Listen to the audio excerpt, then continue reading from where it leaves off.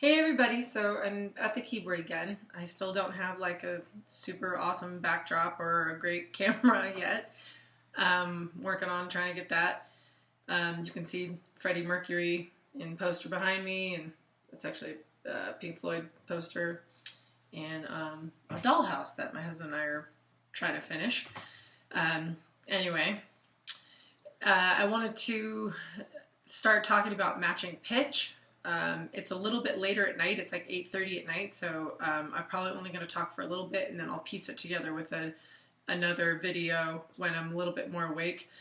But I'm kind of utilizing the fact that it's late and I'm kind of tired because I wanted to explain a little bit about singing sharp and singing flat.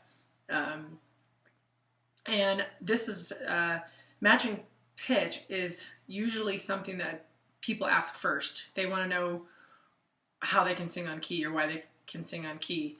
And if you recall, we already covered like posture and breathing and just some techniques with your vowels and a little bit about just your tone. So you're probably wondering why we haven't really talked about matching pitch until now. It's because it isn't like the main thing of singing. I mean, yes, everybody wants to sing on key, but you can't just rush into like, hey, I want to sing on key. You got to get all your breathing down first and understand a little bit more about like the anatomy that's happening. It's difficult to explain the anatomy because I can't really demonstrate that in a video.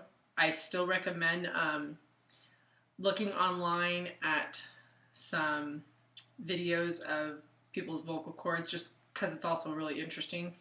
And just kind of look at some diagrams of your respiratory system and try and understand how that's all happening. When we're back to doing lessons in person, it's a lot easier for me to help you learn about all that stuff.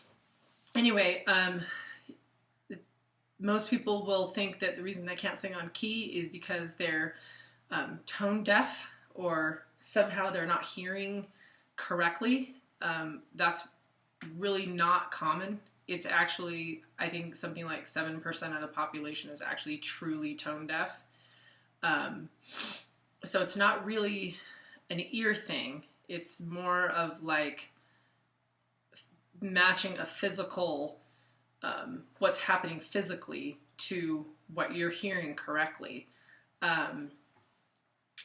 And a lot of it has to do with, of course, practicing. You can get better at matching pitch if you do it a lot.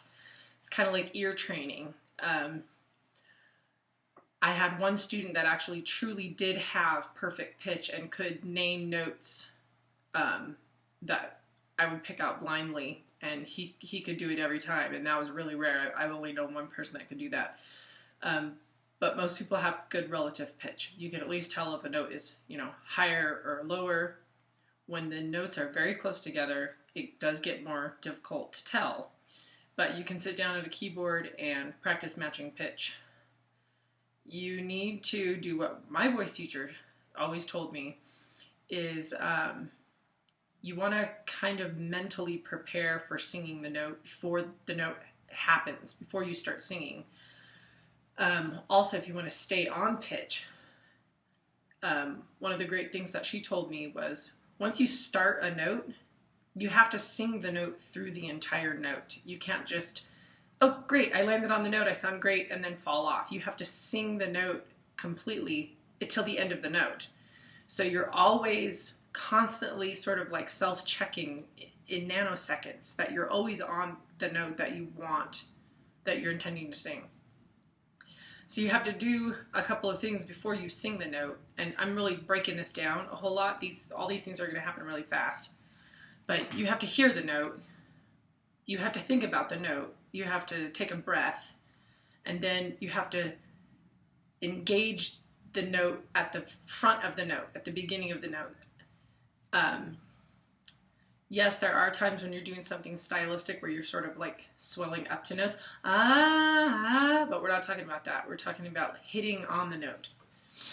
The voice teacher that I mentioned in the the online voice teacher that I mentioned in lesson 1 had this great video that I have used, or this technique that I have used so many times now, where you think of the note kind of as a circle, and the note can reside like anywhere inside of the circle. You can be sort of singing at the top end of the note, at the bottom end of the note, or you can be right in the center. Now, it helps to have another person kind of listen to you for a while, and it helps to have somebody who understands what difference between sharp and flat, and getting to know yourself as a singer. So I tend to sing sharp a lot. It's just what I do. And some people kind of maybe reside a little bit more on the bottom part of the circle and they sing flat. People will tell them, hey, you know, you always sound really flat. Or they just, when they record themselves and listen back, they can identify the fact that they're flat. So they're singing kind of on the bottom part of the note. So your aim is to sing at the center of the note. So if you're somebody who sings sharp, it's usually because, well, there's several reasons. A lot of times is a little bit of excitement, a little bit of anxiety, that feeling of, oh my gosh, I'm singing in front of people, pushing too hard or using almost like too much air and not managing the air well, like pushing the note quickly with a lot of air. Anytime you push harder or faster, the note is going to want to go slightly sharp. If you're singing flat, a lot of times it's because either possibly you're a little tired, you're lazy, you're not using enough air. It also could be sometimes completely a psychological thing, sharp or flat. You are unsure of the song, will definitely cause you to sing off key. And even just totally hit wrong notes. I was trying to learn a song, sorry, still dealing with the allergy thing.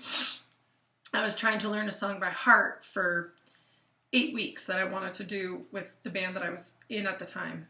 And there was a section there where when she got to the end of chorus, so say the chorus was ending on middle C, the next time she started the chorus, it was a repeat of the chorus, I heard that I thought it was starting just at the very next octave.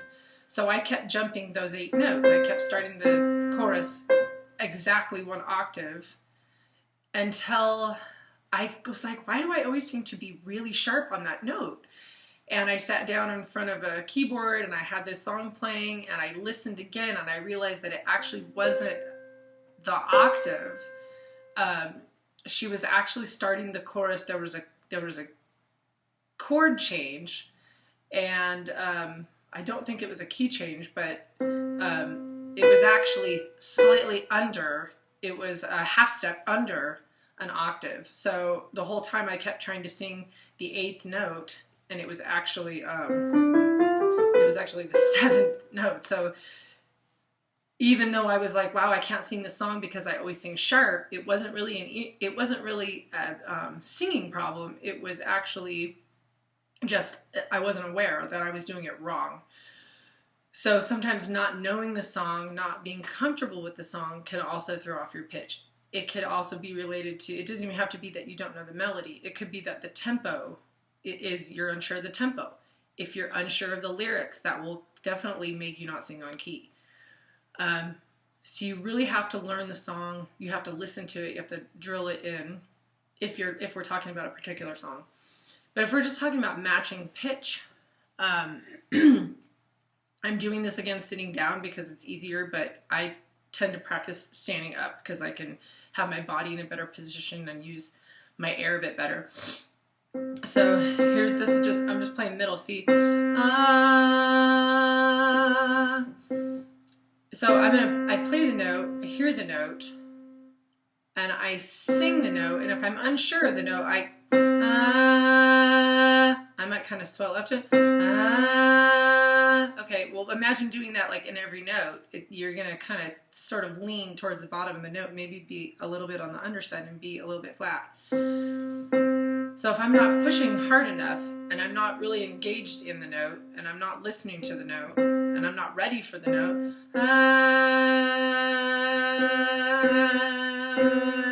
see how I get a little flat? So even if I just use just even the tiniest bit of less air, where I get a little lax, that note is going to go flat. If I get distracted mentally and I just kind of like stop singing the note, it's probably going to fall off and go flat. If I'm trying to hit the note and I kind of over punch it a bit, see, I was a little sharp.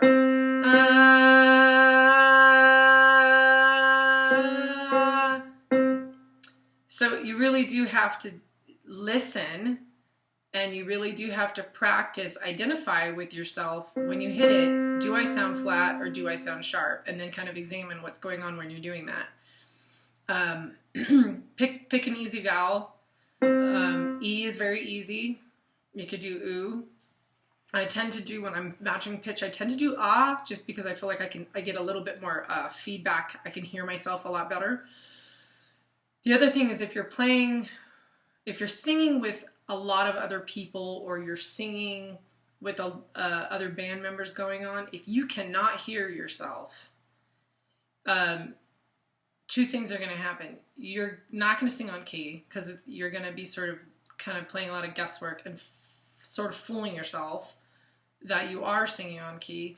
The other thing that's going to happen, and you're probably going to do it without realizing it, is that you're going to know inside that you can't hear yourself, but you're not going to be totally aware of it as a conscious thought. So what you're going to do is you're going to end up just always singing harder.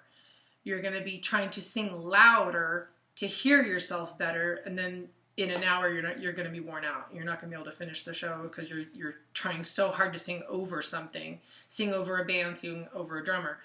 I used to make that mistake a lot, and after I would get tired, I would start singing flat, and then my voice would wear out and I would be done for the rest of the night. And then I realized that it wasn't enough just to like share like a monitor with somebody or share a speaker with somebody. I insisted on having my own. And if you've ever seen like a speaker wedge, again, I'm on my laptop camera, so I don't know how well you can see this, but I've got a wedge sitting right there. So that is an angled speaker. And if you don't have it set up right, that sound will go right over your head. Even though you feel like you're looking right at the speaker, you have to check the degree of the throw of the speaker.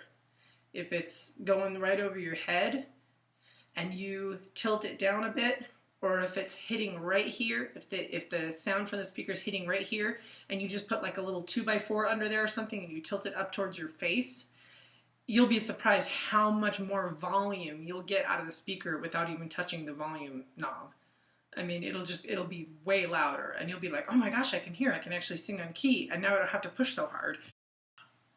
So again, the fact that it's late and I'm kind of tired, I'm going to probably assume that I'm going to have to work a little harder to sing on pitch, and that I might sing a little flat. And then I'm going to piece it together with a video where I've got a lot more energy, and see if I end up going back to singing the way I normally sing, which is singing sharp. One more thing before we do some matching pitch. Because I'm a sharp singer, I ended up learning this technique that really, really helped me stay down inside of the note, because my note would always kind of be at the top of that circle, or sort of drifting a little bit above.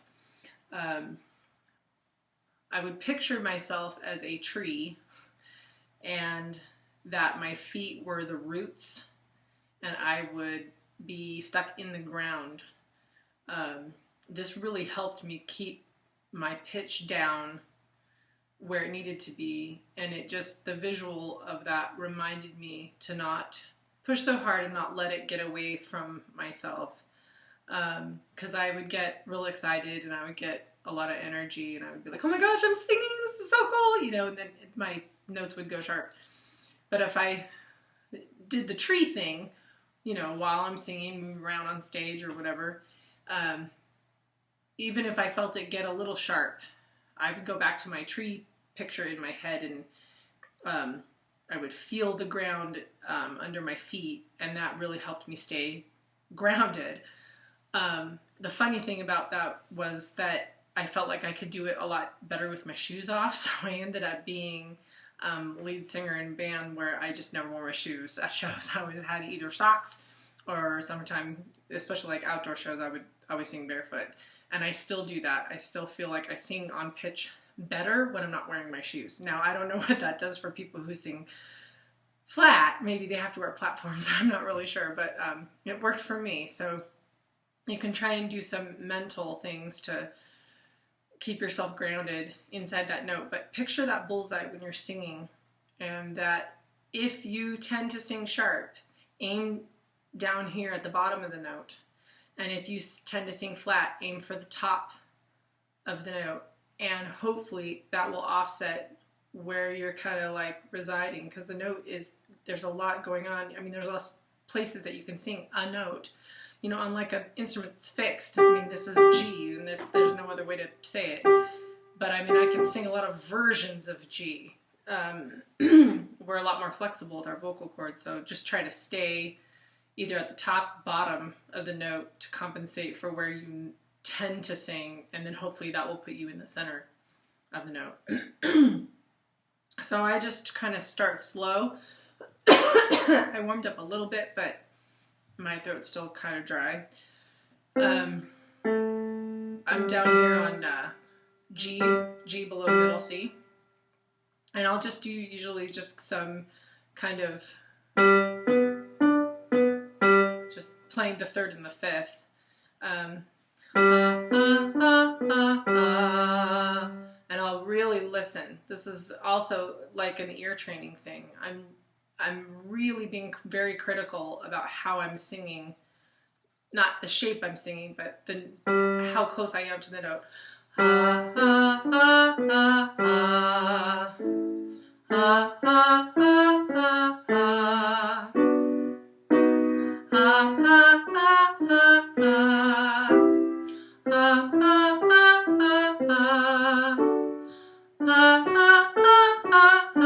Now the other thing that I'm doing is, because I'm playing and singing at the same time, my hand, I know where I'm going to go because I'm playing it also. I mean, if somebody else were playing it, you know, I want them to show me the pattern first and say, okay, you know, that way I know what they're going to do, where I'm going to go. You don't want to try to match pitch without like a destination. So if I was doing, you know, and then I accidentally hit the B minor, I didn't mean to do that. I mean, if I did this to somebody, they're definitely not going to hit that note, because they're going to be thinking that I'm playing the G. They're going to be thinking that I'm playing the fifth of that C major. So you have to know where you're going to go so that you can do what we talked about before, where when you're hitting that high note, you don't want to just you don't want to have to kind of like rise and get there late. You just want to be there. You want to be there before you're already there. And that will also help you stay on pitch. And that goes back to the thing I said in the beginning, where if you are unfamiliar with the melody, or you don't know exactly how the song goes, your notes could land anywhere. We're not doing a song.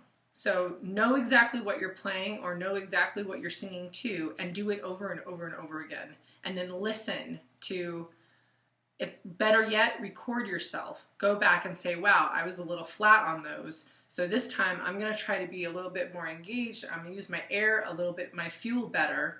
I'm not going to be lazy about it. And I'm going to get to the note before I sing the note. Always be at the note before you actually have to sing it. Don't be like, oh, I have to sing that note, I forgot. And if you're like, wow, I'm really singing so sharp. Okay, I need to like calm down. I need to relax. And I need to think about, you know, the center of the note. And if, you know, if I'm singing sharp, then it's probably because I'm a little too angsty about it. So we can do that again.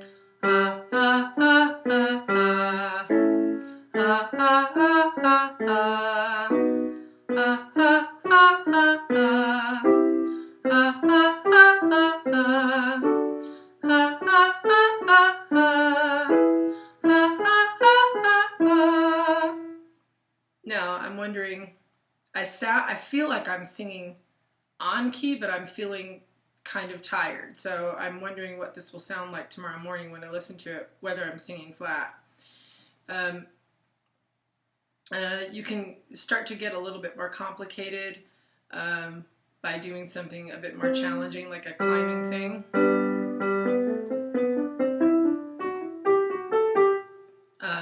With something like Bumblebee. Bumblebee, bumblebee, bumblebee, bumblebee. Now that's, that's really doing that stair climbing thing of these second and third intervals, and that's really fun to do. Anything where you have to kind of like bounce around is like good for matching pitch. You can also just have somebody else play a note. Not the way I was talking about the pattern. You can have somebody else play a note and then see if you can just match it. So they can just...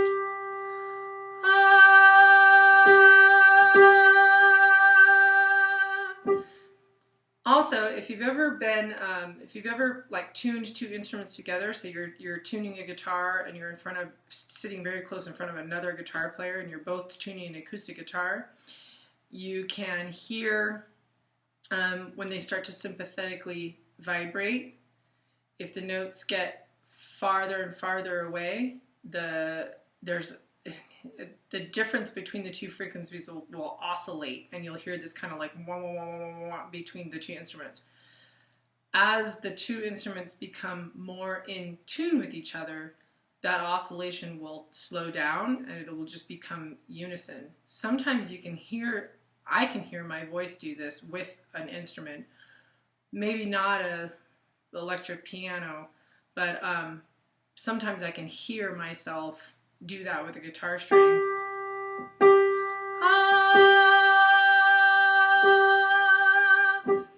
You can try that too, just to see like how close to pitch you are. That's a fun thing to do.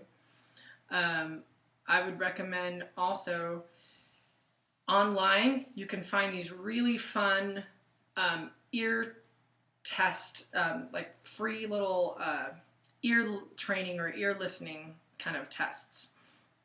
Like I said, it's a really small percentage of the population that's actually tone deaf. It plays a tone, and then it'll play two other tones, and it'll ask you which one it is, or it'll ask you, is this tone higher or lower?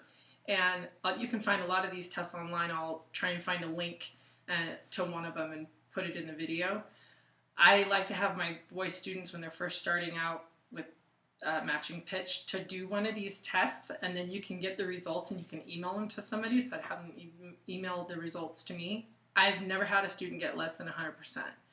And it's funny because they will come to me like, oh, I want to take voice lessons, but I'm completely tone deaf. I can't sing at all. I can't hear anything correctly. Then they take the test and they get 100% on it. So I had one student who consistently sang sharp and flat. I mean, he was just sort of all over the place. And he had a lot of different issues going on. He was singing very nasally, which was causing him to be real sharp. He wasn't using his air correctly at all. He was jumping into really difficult songs. He wasn't really listening to how he was singing. So he would want to do like Billy Idol, or he would want to do like a heavy metal tune, and all he really was emulating was just the growling and all of the textures going on. But he didn't put any time invested in actually learning the pitches of the song. So we did a bunch of ear training stuff, did a bunch of matching pitch every lesson. Then we went back to having him start easy songs, and he did get better. He did notice that he was a very sharp singer, and he was able to correct that for the most part. So when you're doing matching pitch, don't put any flavors in there, okay? Not right now. Don't go,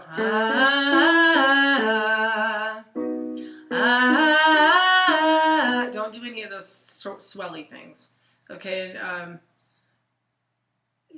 don't jazz it up at all yet. Don't be like,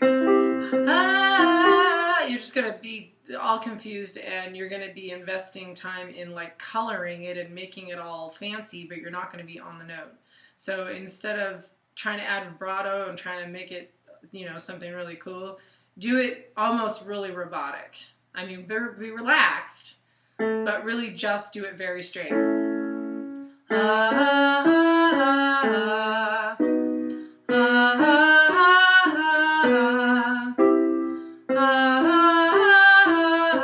So did you hear my middle one? That was flat. And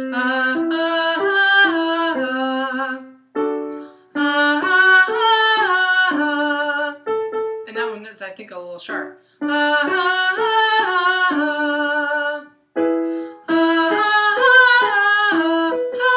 See that one a little sharp?